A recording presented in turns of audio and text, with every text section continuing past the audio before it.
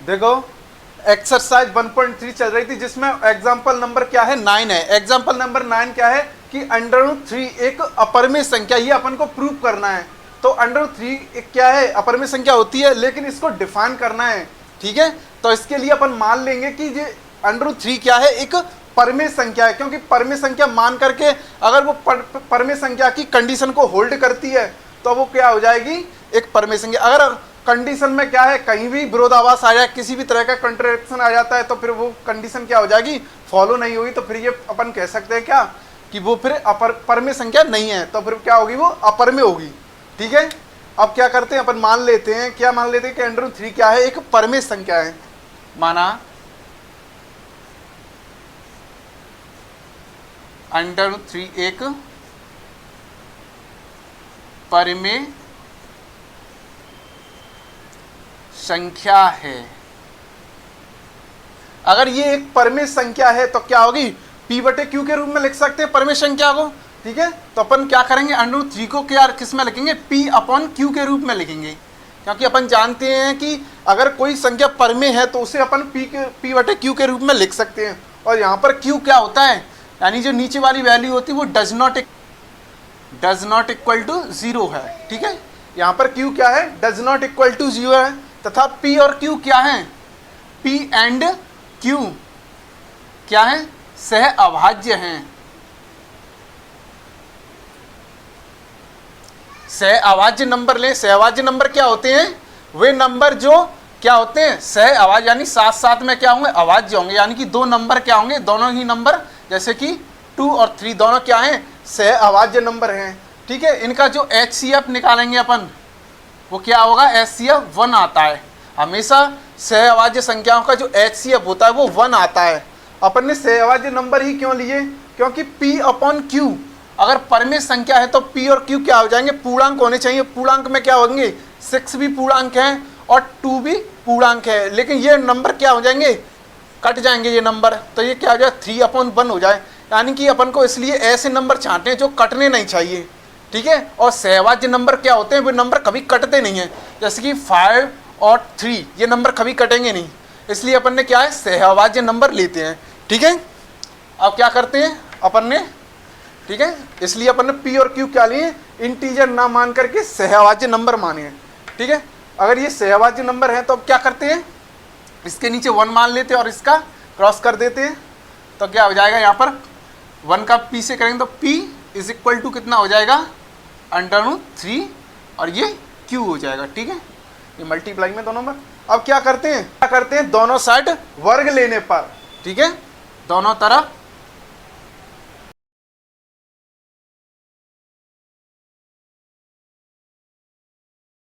क्या करें, वर्ग कर रहे हैं। P² इज इक्वल टू क्या हो गया, √3 का वर्ग कितना है, यदि किसी वैल्यू पर अंडर लग जाए तो अंडर से वर्ग हट जाता है और वैल्यू रह जाती है, तो √3 का क्या हो जाएगा, 3 हो जाएगा, और Q का Q² हो जाता है। ठीक है, अब अपन ने वर्ग ही क्यों किया है, क्योंकि अपन ने 1.3 प्रमेय पढ़ी है, एक बोलती है यदि कोई अभाज्य संख्या है, यानी कि P क्या है, कोई अभाज्य संख्या है, यदि ये P किसी संख्या A² को क्या कर दे, विभाजित कर देती है, तो वो क्या कर देती है, तो वो A को भी क्या करेगी, विभाजित करेगी। यानी P जो है A² को डिविजिबल कर दी, कंप्लीटली डिविजिबल कर देती है, तो यह P जो है A को भी क्या करेगी, विभाजित करेगी।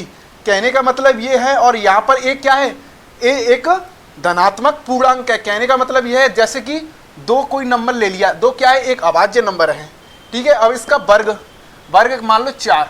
ठीक है, अब ये 4 क्या है, यानी कि ये 2 क्या है, 4 को विभाजित कर रही कंप्लीटली, तो क्या है फिर ये 2 इसका जो अंडर रूट लेंगे, यानी कि 2 उसको भी क्या करेगी, ये विभाजित करेगी। यही क्या है, प्रमेय है।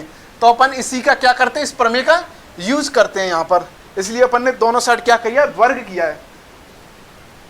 अब P² और इसको थोड़ा फॉर्मेट में लिख लेते हैं। ठीक है, किस तरह से, P²/3 इसको नीचे ले लिया है। ठीक है, और Q², इक्वेशन नंबर फर्स्ट, इसको अपन ने क्या किया है, खाली इसमें इसको 3 को नीचे ले लिया है, क्योंकि ये मल्टीप्लाई में नीचे आ सकता है इधर के।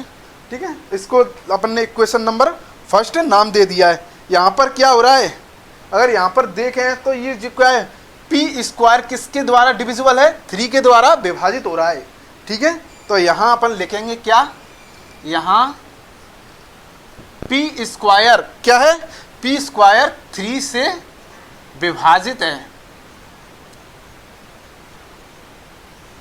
पी स्क्वायर क्या है, 3 से विभाजित है। ठीक है, तो क्या होगा, तो फिर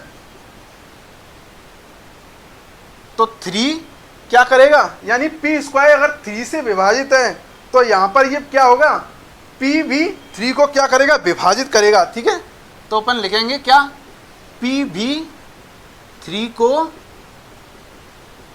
विभाजित करता है। क्यों करता है, क्योंकि अपन ने क्या है, अपन ने प्रमेय 1.3 पढ़ चुके हैं। क्या पढ़ चुके हैं 1.3 प्रमेय, कि अगर ए स्क्वायर को, यदि ए स्क्वायर जो है पी से डिविजिबल होती है, विभाजित होती है, तो फिर क्या होगा, ए जो है पी को भी, जो पी है वो ए को भी विभाजित करेगी। कहने का मतलब है कि यदि किसी संख्या का वर्ग किसी संख्या के द्वारा विभाजित होता है तो उस संख्या का अंडर रूट भी उस संख्या के बराबर क्या हो जाए, विभाजित हो जाएगा। यही कंडीशन बोल रही है। जैसे कि पी स्क्वायर को अगर 3 विभाजित कर रही है तो पी को भी 3 क्या करेगी, विभाजित करेगी। ठीक है, अब क्या करते हैं अपन, अब आगे चलते हैं। अपन यहाँ पर मान लेते हैं कि पी एक और नंबर को क्या करता है, डिफाइन करता है। अब मान लेते हैं पी बराबर, यहाँ पी की वैल्यू नहीं मालूम है। ठीक है, यदि पी 3 को विभाजित करती है, मान लेते हैं पी बराबर क्या है, पी बराबर यहाँ इक्वेशन से मान लेते हैं, जहाँ यहाँ नंबर जो भी होगा वही नंबर मांगे, क्यू की जगह आर ले लेते हैं। जैसे कि 3 × आर, आर क्या है, एक पूर्णांक नंबर है। ठीक है, आर एक नंबर है।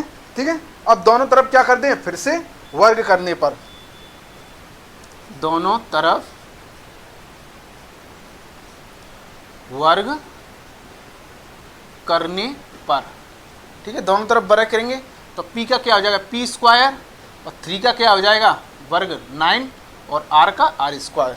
ठीक है, ये अपन ने क्यों माना है, क्योंकि अपन को क्या करना है, अगर ये p 3 से विभाजित है तो p क्या है, 3 को भी विभाजित कर लिया, इसलिए अपन ने p क्या लिया, एक नंबर ले लिया, और यहाँ पर जो नंबर होगा वही की वही नंबर लेंगे 3, और q यानी कि एक अलग से नंबर मान लेंगे r। ठीक है, इस तरह से डिफाइन, दोनों तरफ क्या कर रहे हैं, वर्ग करने पर। अब यहाँ पर क्या है, पी स्क्वायर हो गया, 3 का 9 हो गया। ठीक है, और r का r स्क्वायर। अब p की वैल्यू कहाँ से रखें, इक्वेशन नंबर फर्स्ट से, इक्वेशन नंबर फर्स्ट में p की वैल्यू कितनी है, पी स्क्वायर बराबर क्या है, 3q स्क्वायर। ठीक है, अब p बराबर क्या रखेंगे, 3q स्क्वायर, और इधर कितना है, 9r स्क्वायर। अब देखो 3 का इसमें डिवाइड कर दो, 3 से कितनी बार चला जाएगा ये, q स्क्वायर के q स्क्वायर, 3 से कितनी बार जाएगा, 3 बार, 3r स्क्वायर। अब क्या करते हैं, थोड़ा इधर देखते हैं साइड से। ठीक है, ठीक है, अब यहाँ पर क्या करते हैं, अब यहाँ पर बिल्कुल सेम टू सेम इसी की तरह करते हैं। यहाँ 3 को किसके, q स्क्वायर के नीचे लिखते हैं, इसको यहाँ पर सॉल्व करते हैं। ठीक है, अपॉन, ये 3 क्या है, इसके अपॉन में आ जाएगा, और यहाँ r स्क्वायर। अब यहाँ देखो यहाँ क्या हो रहा है, ये 3 जो है q स्क्वायर को क्या है, विभाजित कर रहा है। जैसे यहाँ पर p स्क्वायर 3 को विभाजित कर रहा है, यहाँ पर q स्क्वायर किसको विभाजित कर रहा है, 3 को विभाजित कर रहा है। ठीक है, यहाँ लिखो, यहाँ q स्क्वायर 3 से क्या होता है, विभाजित होता है।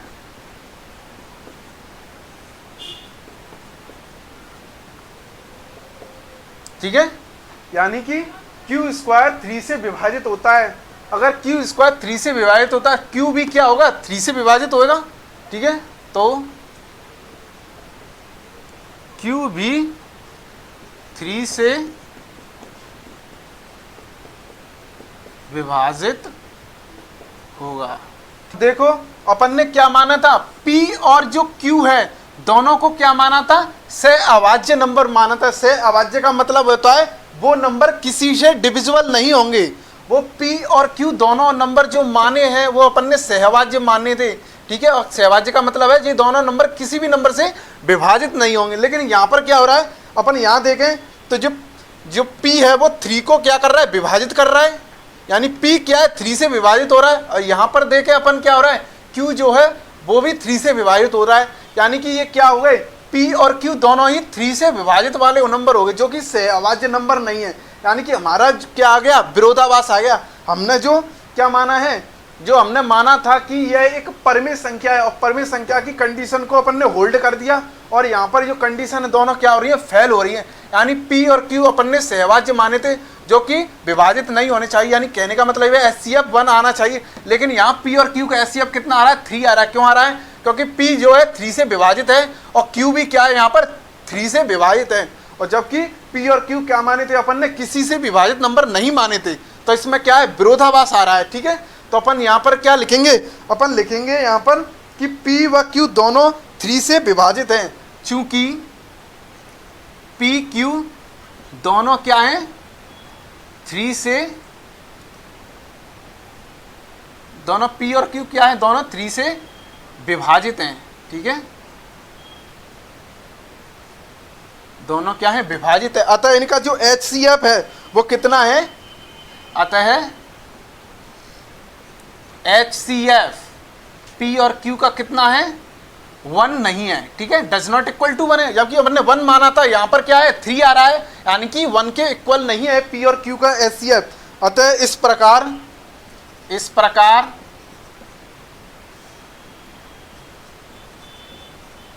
इस प्रकार जो हमने क्या माना है, अक्रेडिटेशन जो मानी है अपन ने, जो हमारी जो अवधारणा है, अतः इस प्रकार हमारी जो अवधारणा है,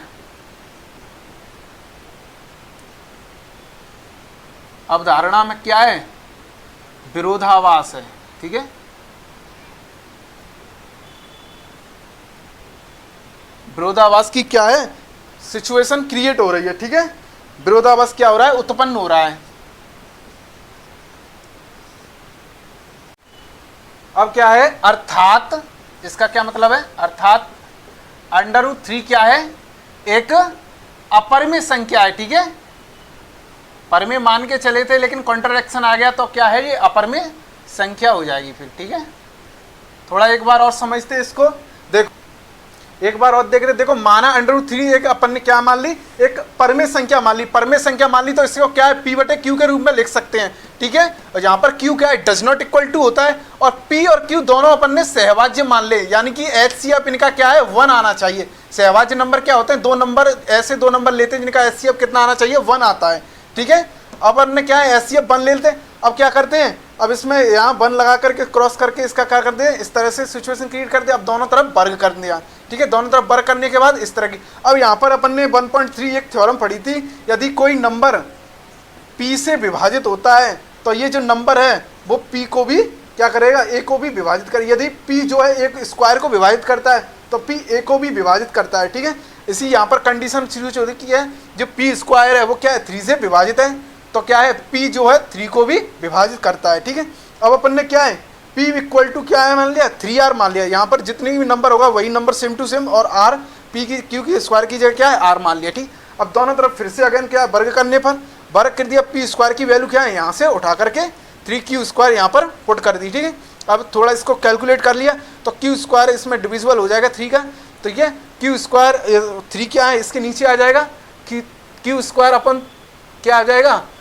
Q स्क्वायर अपन 3 इक्वल टू R स्क्वायर हो जाएगा। ठीक है, यहाँ क्या है, Q स्क्वायर भी 3 से विभाजित होता है तो Q भी क्या होगा, 3 से विभाजित होगा। यानी कि अपन ने जो P और Q दोनों जो क्या है 3 से विभाजित हो रहे हैं। कहने का मतलब ये है P यहाँ क्या है 3 से विभाजित है और Q भी 3 से विभाजित है, जबकि अपन ने क्या माने थे, P और Q सहअभाज्य नंबर माने थे, यानी कि किसी भी नंबर से विभाजित नहीं होंगे।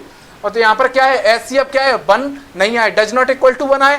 तो इस प्रकार जो हमारी जो अवधारणा है उसमें क्या है, विरोधाभास उत्पन्न हो रहा है, तो अंडर तो क्या होगी, फिर एक अपरिमेय संख्या होगी।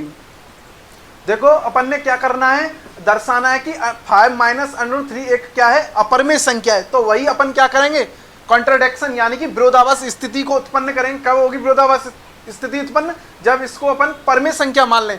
अगर अपन ने परिमेय संख्या मान करके मानते, अगर परिमेय संख्या की जो कंडीशन है वो होल्ड नहीं करती है तो फिर क्या हो जाएगी, वो एक अपरिमेय संख्या हो जाएगी। ठीक है, अगर मान लेते हैं तो यहाँ पर माना 5 माइनस √3 क्या है, एक परिमेय संख्या है।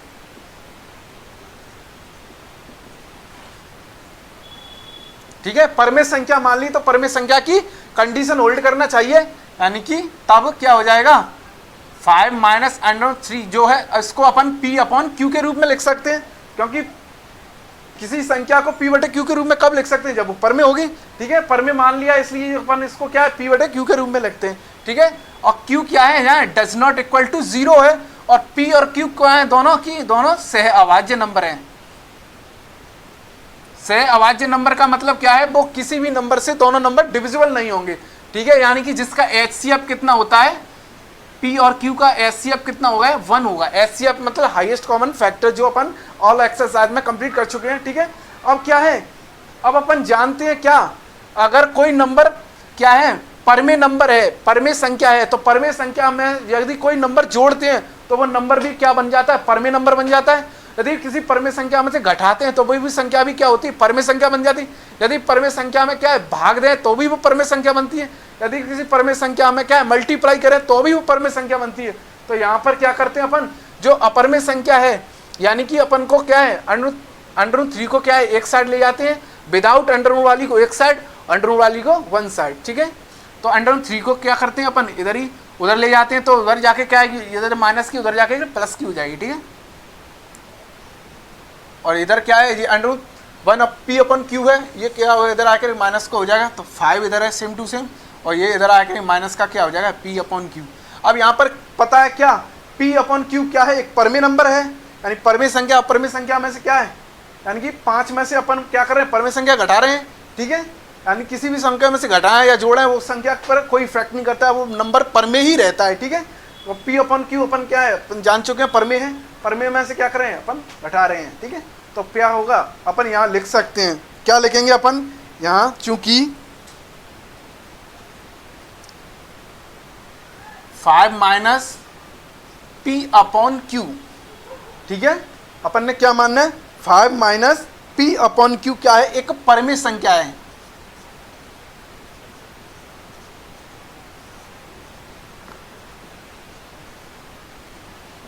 ये क्या है 5 माइनस p अपॉन q एक परमेय संख्या है। ठीक है, परमेय संख्या है, तथा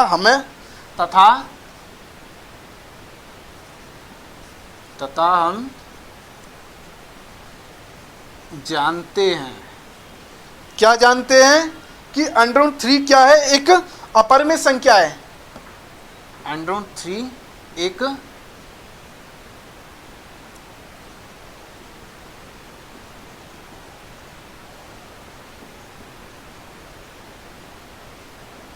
एक अपरमेय संख्या है, यानी कि ये क्या है परमेय है और ये अपरमेय है।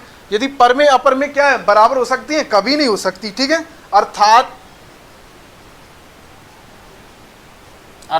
5 minus p upon q is equal to क्या होगा, डज नॉट इक्वल टू होंगे। ठीक है, यानी कि ये परमेय और अपरमेय दोनों बराबर नहीं होंगी। ठीक है, यही तो सिचुएशन है, क्योंकि अंडर 3 अपन क्या पहले ही प्रूव कर चुके हैं कि क्या होती है, एक अपरमेय नंबर होता है। ठीक है, अब अपन क्या है यहाँ पर हमारी जो सिचुएशन है, यानी कि अपन ने इसको परमेय माना था, ये अपरमेय आ रही है। ठीक है, तो यानी कि परमेय अपरमेय के दोनों बराबर नहीं होती, तो हमारी क्या है अवधारणा विरोधाभास उत्पन्न हो रहा है। ठीक है, अब यहाँ पर लिखेंगे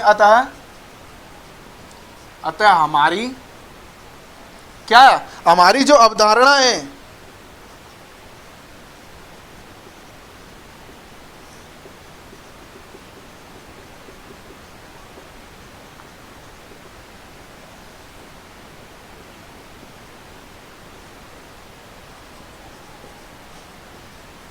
हमारी अवधारणा में विरोधाभास उत्पन्न होता है। इस प्रकार अपन लिख सकते हैं। ठीक है, इस प्रकार क्या होगा, तो क्या है इसमें विरोधाभास उत्पन्न हो रहा है। ठीक है, अब हम लिखेंगे क्या इस प्रकार 5 माइनस अंडर 3 क्या है, एक अपरमेय संख्या है।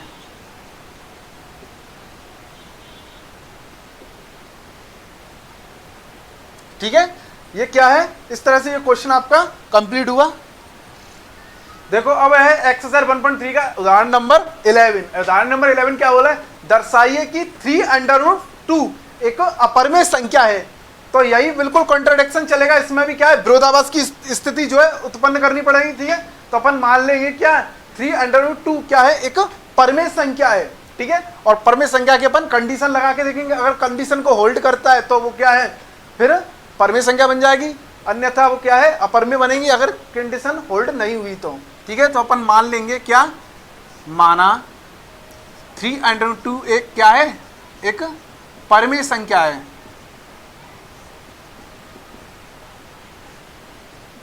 परमेय संख्या मान ली, ठीक है। तो तब क्या है, परमेय संख्या की कंडीशन लगाएंगे, यानी परमेय संख्या को क्या है, P अपॉन Q के रूप में लिखेंगे।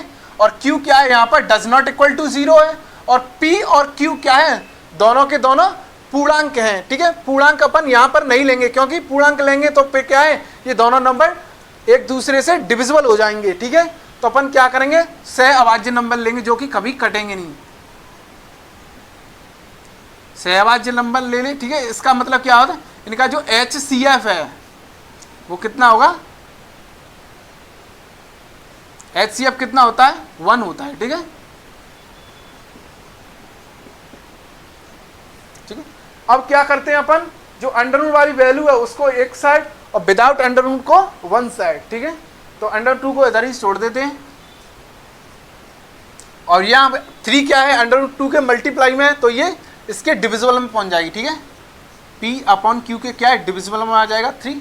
ठीक है, अब अपन जानते हैं, क्या जानते हैं कि कोई अगर परमेय संख्या है, उस परमेय संख्या में किसी संख्या का भाग दो तो उस संख्या परमेय ही रहती है। ठीक है, यानी कि परमेय संख्या पर कोई इफेक्ट नहीं पड़ता, चाहे उसको एडिशन करो या सब्ट्रैक्ट करो, चाहे डिविजिबल करो, चाहे वो मल्टीप्लिकेशन की कंडीशन को सभी को होल्ड करता है। ठीक है, अब क्या करते हैं, थोड़ा इसको कैलकुलेट कर लेते हैं। 2, अब ये क्या है, ये 3 इसके डिविजिबल में है, P और Q के इसके नीचे क्या है, 1 मान लेते हैं। ठीक है, अब नंबर क्या है, पलट जाते हैं, ये संख्या ऊपर जाके ऊपर 1 हो जाएगा, नीचे 3 हो जाएगी, तो और ये संख्या क्या बन जाएगी, P अपॉन 3Q बन जाएगी। ठीक है, अब ये क्या है, √2 क्या है, 1 अपॉन 3Q के मल्टीप्लाई में, यानी कि कहने का मतलब ये है, ये संख्या क्या है, एक परमेय संख्या है। तो अपन लिखेंगे चूंकि P अपॉन 3Q एक क्या है, परमेय संख्या है।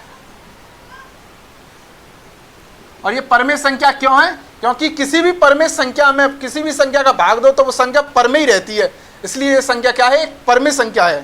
ठीक है, अगर ये परमेय संख्या है तो अपन जानते हैं, क्या जानते हैं कि √2 क्या है, एक अपरमेय संख्या है।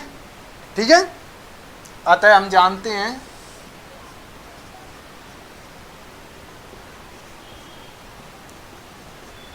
√2 क्या है, एक अपरमेय संख्या है। अगर ये अपरमेय संख्या है और ये परमेय संख्या है तो दोनों क्या है, विरोधाभास की स्थिति उत्पन्न कर रहे हैं। ठीक है, अर्थात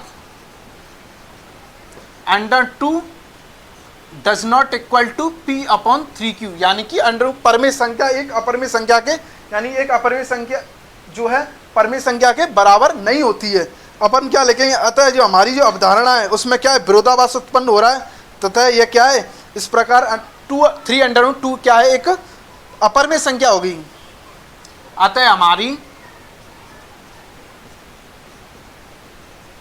अवधारणा में क्या है,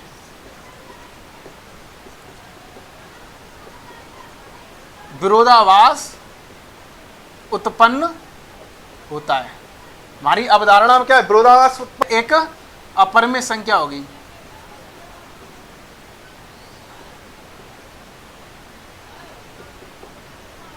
ठीक है।